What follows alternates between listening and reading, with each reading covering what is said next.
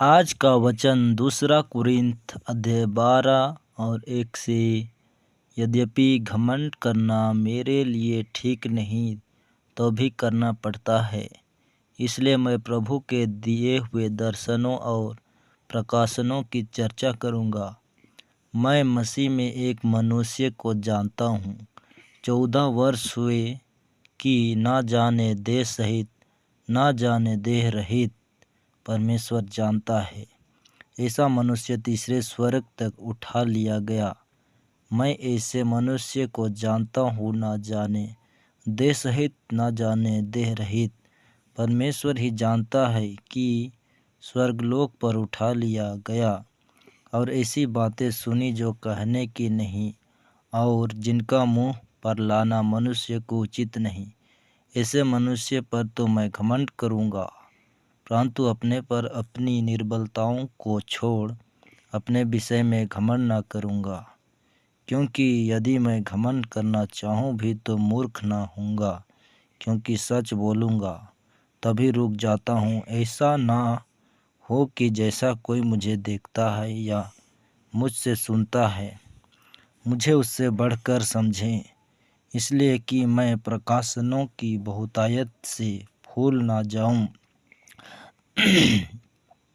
मेरे शरीर में एक कांटा चुभाया गया, अर्थात शैतान का एक दूत कि मुझे घुसे मारे ताकि मैं फूल न जाऊं। इसके विषय में मैंने प्रभु से 3 बार विनती की कि मुझसे यह दूर हो जाए।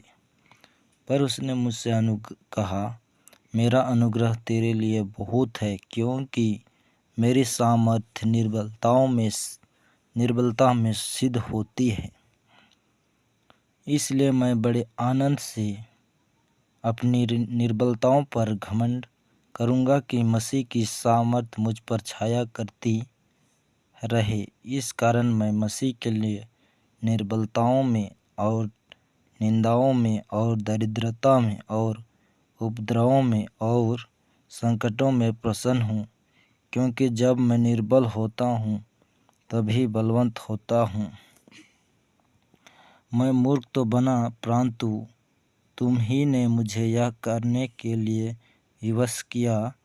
तुम्हें तो मेरी प्रशंसा करनी चाहिए थी, क्योंकि यद्यपि मैं कुछ भी नहीं तभी उन बड़े से बड़े प्रेरितों से किसी बात में कम नहीं हूँ। प्रेरित के लक्षण भी तुम्हारे बीच सब प्रकार के धीरज सहित चिन्हों और अद्भुत कामों और सामर्थ के कामों से दिखाए गए। तुम कौन सी बात में दूसरी कलीसियाओं से कम थे, केवल इसमें कि मैंने तुम पर अपना भार न डाला। मेरा यह अन्याय क्षमा करो। आमीन।